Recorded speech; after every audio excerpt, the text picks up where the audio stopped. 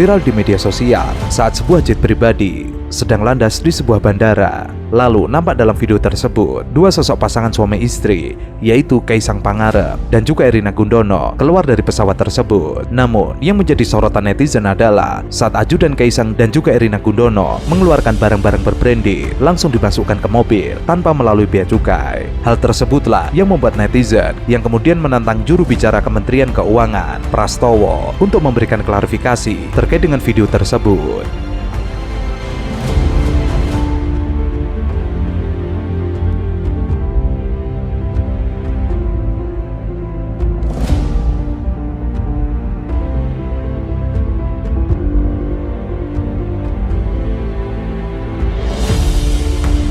Terjadi perdebatan panas antara juru bicara Kementerian Keuangan Prastowo Justinus dengan netizen di media X. Awalnya, Prastowo Justinus mencoba mengonter berita dari Detikcom. Ia mengatakan, Detikcom Auto sejak kapan mengendarai motor itu harus milik sendiri? Anda cek di LHKPN siapa? Apa kesalahan orang yang naik motor pinjaman? Kritik apapun mesti diterima, tapi hal mengada-ngada kayak gini sebaiknya tidak perlu. Prastowo juga melampirkan berita dari Detikcom. Motor tunggangan Jokowi yang dipakai di IKN tidak terdaftar di LHKPN. Prastowo lalu melanjutkan, ada dua asumsi membaca berita Detik ini. 1. Motor ini dikaitkan sebagai milik Jokowi. 2. Motor ini milik penyelenggara negara, sehingga harus ada di LHKPN. Sampai saat ini saya tidak habis pikir rubrik otomotif bahas LHKPN dan punya persepsi yang sangat liar. Sejauh ini saya pahami syarat mengendarai motor hanya dua, kendaraannya layak jalan dan punya surat-surat resmi, lalu pengendaranya punya SIM. Saya tidak sedang membela Jokowi atau siapapun, silahkan nama Jokowi diganti dengan siapapun. Kritik saya tetap sama, mengaitkan motor yang dikendarai dengan LHKPN itu tidak pas. Kita bisa mengendarai motor milik siapapun dan tidak bisa memastikan ada di LHKPN, karena belum tentu milik penyelenggara negara. Kecuali kita bisa memastikan kepemilikan terlebih dahulu, lalu cek ke LHKPN. Jika belum dilaporkan, maka perlu disampaikan ke KPK. Berikutnya, semisal itu miliknya dan dibeli 2024, laporan LHKPN di 2025. Netizen yang melihat tweet Prastowo lalu menuliskan, seperti Presio Kanti, ia menuliskan, bukan masalah pinjaman or milik sendiri.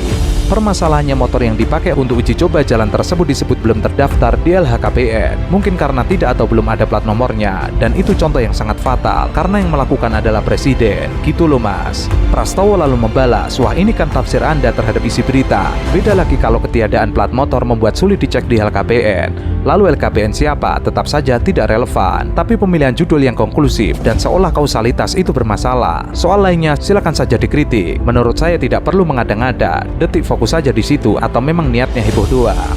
B juga berkomentar, padahal bapak ini orang Kemenkyu, tapi ada motor mewah nggak bayar pajak, bukannya diuber, diusut atau diungkap malah dibelain.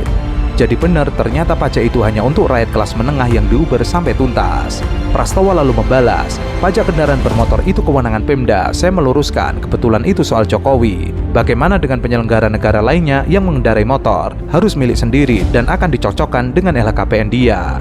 Komonote, ia berkomentar, bacot, itu motor ada emblem Jokowi masa punya sisa dikit. Motor ini hasil modifikasi Katros Kirich khusus buat Jokowi. Prastowo tertohok, ia kemudian mengomentari, jika terbukti milik Jokowi dan diperoleh 2024, maka wajib dilaporkan dalam LHKPN untuk pelaporan 2025. Kemudian, Welgeduble, masa nggak usah naif deh.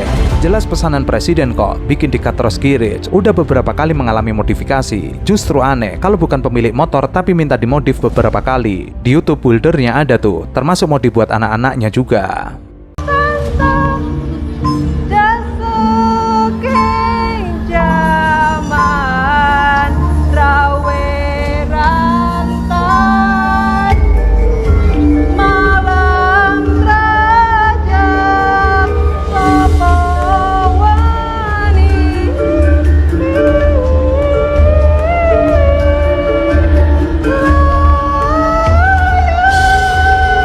Menyerukan untuk seluruh kader PSI pakai deodoran.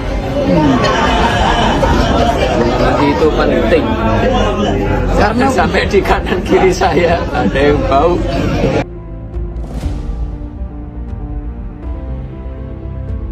Rizky Bilar diduga menyindir anak bungsu sekaligus menantu Presiden Jokowi, Kaisang Pangarep dan Erina Gudono melalui sebuah cuitan di X pada Jumat kemarin. Dalam cuitannya itu, Rizky Bilar menyindir seorang yang mengalami karma karena dahulu pernah mengejek istrinya, Lesti Kejora. hingga menjadi bahan buliannya di media sosial. Rizky Bilar mentweet, hukum tabur tua itu benar adanya.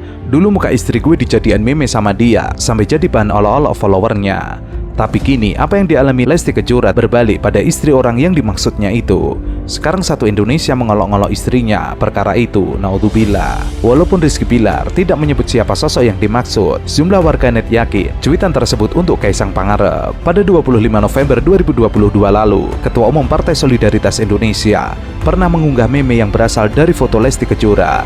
Dalam meme tersebut, wajah asli Lesti Kejora diganti dengan wajah seorang laki-laki berkumis dan berkacamata, sedang tersenyum lebar hingga giginya nampak. Saat itu Kaisang menuliskan, maaf tadi lagi meeting, jadi nggak bisa share meme, mari kita lanjut. Seketika, cuitan adik Gibran Raka Buming Raka itu penuh dengan gambar meme Lesti Kejora yang lain. Kini justru Erina Gundono yang sedang dihujat publik lantaran disebut bau ketek. Hal ini pun dikonfirmasi oleh runner-up Putri Indonesia DIY 2022, Shania Hamdun. Kaisang itu menggunakan uang 8, kira-kira hampir 8,8 miliar untuk pergi ke Philadelphia dari Halim Perdana memakai private jet. Jadi terlihat di situ bagaimana anak-anak muda ini mulai mengolok-olok bahwa ternyata di tengah-tengah keributan soal konstitusi, anak muda yang lain itu pergi ke lalu berfoto-foto di Rodeo Street itu yang isinya adalah barang-barang mewah di situ, dan mulai dianalisis bahwa ternyata dia Kaisang ini pergi memakai jet Gulfstream itu yang kalau harga sewanya itu dari Halim sampai ke Amerika itu 8,9 miliar. Bayangkan coba. Pengamat politik Rocky Gerung mengucapkan terima kasih kepada Ketua Umum Golkar Bahlil Lahadalia karena mengkonkretkan siapa musuh rakyat sebenarnya. Rocky Gerung menyoroti pidato Ketua Umum Partai Golkar Bahlil Lahadalia di Munas Golkar. Ia menilai Bahlil telah menunjukkan kepada rakyat Indonesia siapakah Raja Jawa, yaitu Jokowi. Nah, itu yang kemudian disempurnakan oleh keterangan dari Bahlil bahwa ada seseorang yang disebut sebagai Raja Jawa. Itu sangat konkret. Karena Raja Jawa itu langsung ada di dalam benak mereka tuh. Walaupun kita tahu bahwa ada Raja Jawa yang baik dan banyak Raja Jawa yang baik tuh. Dan tentu mereka tidak membayangkan Raja Jawa itu adalah Sultan Hamengkubuwono IX yang menulis buku Takhta untuk Rakyat. Mereka tidak membayangkan itu adalah Raden Wijaya yang Patih Gajah Mada itu mempersatukan Indonesia. Mereka tidak membayangkan bahwa itu Sultan ke-10 yang selalu dekat dengan rakyat dan pro-feminis, Sultan Hamengkubuwono X itu. Jadi bagi mereka Raja Jawa itu adalah simbol dari kebengisan, itu intinya tuh. Itu juga menghina rakyat Jawa karena rakyat Jawa merasa bahwa sifat Raja Jawa itu bukan bengis, tetapi digambarkan sedemikian rupa oleh saudara Bahlil. Jadi timbul lagi musuh yang konkret. Oh, Raja Jawa itu adalah Jokowi yang bengis. Hal itu semakin memperkuat bahwa Bahlil ditugaskan Jokowi untuk menguasai Partai Golkar. Selama 10 tahun kepemimpinannya, Jokowi menganggap dirinya sebagai raja, bukan presiden. Namun, ia bukanlah sosok raja yang baik, tapi raja yang bengis, seperti yang digambarkan oleh Bahlil sendiri. Lalu disambungkan lagi dengan, oh, anak Raja Jawa itu mengeluarkan uang 8,5 miliar untuk pergi dari Halim Perdana Kusuma tiba ke Philadelphia dalam kondisi Indonesia lagi bertabrakan dalam isu-isu politik. Jadi terlihat bahwa anak-anak muda ini merumuskan politik dari satu peristiwa konkret. Mereka tentu tidak belajar Jean-Paul Sartre atau Thomas Hobbes atau John Rawls atau Gabriel Almond. Mereka mengerti politik di dalam upaya untuk memahami siapa musuh mereka tuh. Nah, itu yang menerangkan poster terakhir yang terkirim ke saya dari anak-anak ITB di Senayan tadi sore. Judul dari poster itu gede-gede, Penggal Kepala Raja Jawa. Ditambah lagi, putra Raja Jawa tersebut baru-baru ini diduga menyewa jet pribadi mewah untuk pergi ke Amerika Serikat. Keduanya diketahui pergi ke negeri Paman Sam tersebut untuk menempuh studi S2 di salah satu universitas di Amerika. Warganet pun terlihat riuh karena kedua anak Raja Jawa itu menggunakan jet pribadi karena jendela pesawat yang digunakan oleh kedua anak Raja Jawa itu tidak terlihat seperti jendela pesawat komersil pada umumnya. Dan mereka merumuskan itulah politik tuh. Jadi terlihat bahwa cara anak-anak muda ini merumuskan politik adalah dengan mencari siapa musuh yang konkret.